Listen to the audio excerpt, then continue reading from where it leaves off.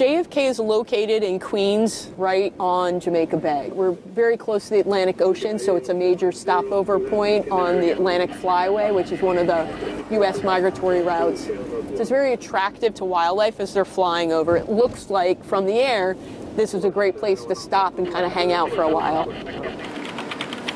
I've been working for the Port Authority of New York and New Jersey for 25 years. I've been the chief biologist since 2009. Over time, there has been a definite increase in the number of reported strikes. There's a new tool that we use that is able to predict bird migration about 3 days in advance, and so we can look at that and see if we're predicted to have a night with a lot of birds, or is it a low migratory bird movement evening. So this black tubing you see running along the length of our fence here is terrapin barrier, and that helps prevent nesting diamondback terrapins from entering the airport. We have about 4,000 linear feet of that around the airfield here to try and reduce any activity that we get from the terrapins. On the day of US Air 1549, the Miracle on the Hudson, I was actually in a training class in Manhattan. I was hopping onto a train when all of a sudden I started getting a bunch of text messages.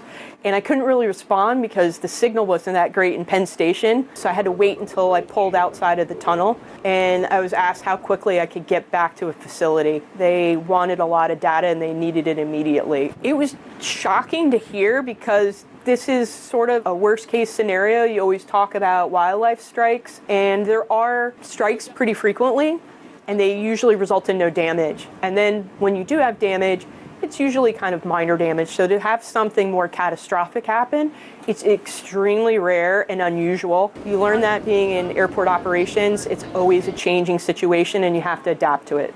It's a day I get asked about pretty frequently, yes.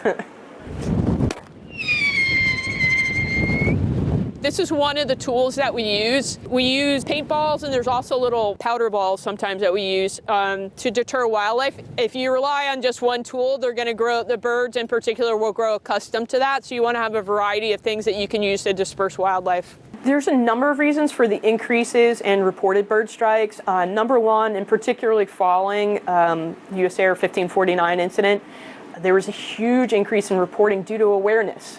So pilots are aware, but getting everybody to report is really key. And so we've just seen greater awareness, greater emphasis on reporting, and better reporting, more complete reporting. We're also seeing increases in a lot of different wildlife populations. Canada geese, cormorants, bald eagles, they've all been recuperating from back in the day when there was market hunting and a lot of pesticides that were used and then were since banned. So a lot of these birds, their populations are rebounding, and so there's actually more birds. And then at the same time, aviation has increased, so there's more aircraft around, and so greater potential that an aircraft may come into contact with wildlife. So the most memorable thing that happened to me in my job probably was when we had a seal on the runway. It was so unusual that when I got a call from a wildlife supervisor asking what to do with the seal, I said, I totally trust your ID, but can you just hang up and call me back on FaceTime because I think I need to see this. That's actually what makes this job fun, is there's always something going on and it's constantly changing, so it makes it interesting. Just when you thought you solved the problem, there's another one that pops up. If I had to build an airport, I would not locate it on a large body of water, first of all. I would try and make it very sterile, not diverse in habitat, so it would attract the least amount of wildlife. That's why they don't let me design airports.